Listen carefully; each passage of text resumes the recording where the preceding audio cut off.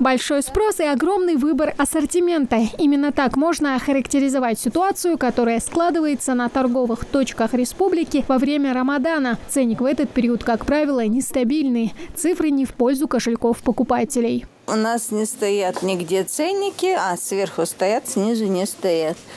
Но есть полки, на которых есть ценники, а есть полки, на которых ценников нет. Например, вот подсолнечное масло мы тоже не сможем узнать, сколько стоит.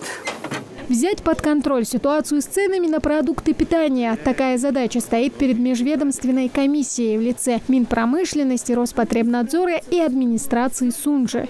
По городу Сунжа рост цен не наблюдается. Комиссия ежедневно проводится мониторинг в целях недопущения роста. В данном магазине тоже, вот, как мы наблюдаем, есть небольшие нарушения. Ну, данные нарушения владельцами сказано, что будут устранены. Это те нарушения, которые нету ценников или несоответствие ценников и при пробитии на кассе. А так в целом с ценами у нас стабильно. Сложно представить себе современный магазин без ценников. Привычный кусочек бумаги с цифрами помогает ориентироваться в ассортименте. Экономит время как покупателю, так и продавцу. Однако многие торговцы продолжают продавать бесценный товар. Это все социально значимые продукты, но сверху у нас ценники есть, снизу ценников нет опять.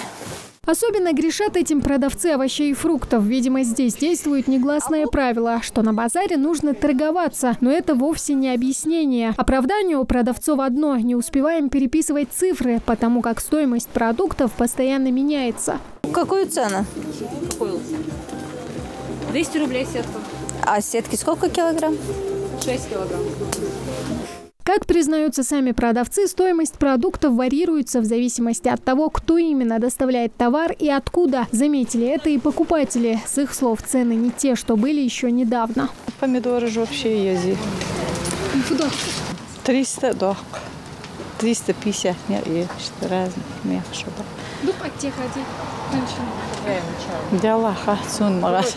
Халха, два, по 200, не, по 250, не, и я уже сумма, семархи, побуем болинге.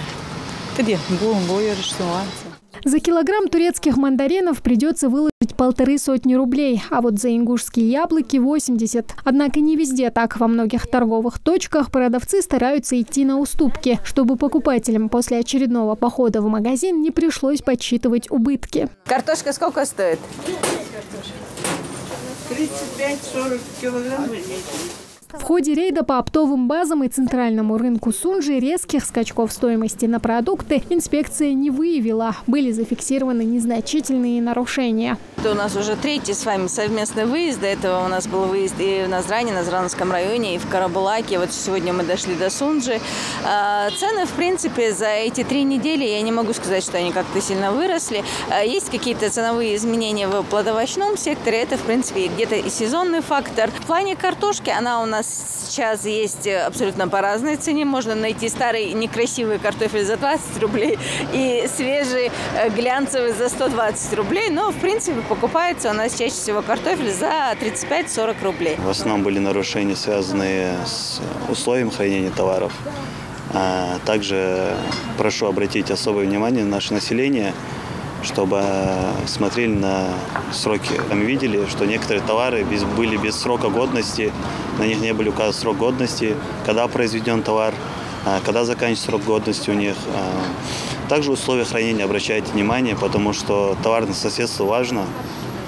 У нас могут быть рядом с овощами, теми же грязными овощами, стоять открытый хлеб продавать. Комиссия по мониторингу цен планирует следить за состоянием дел на всех торговых точках региона ежедневно, чтобы ничто не смогло омрачить жителям республики долгожданный праздник Мархаш. Тамара Хашагульгова, Джамалил Султыгов, Новости 24.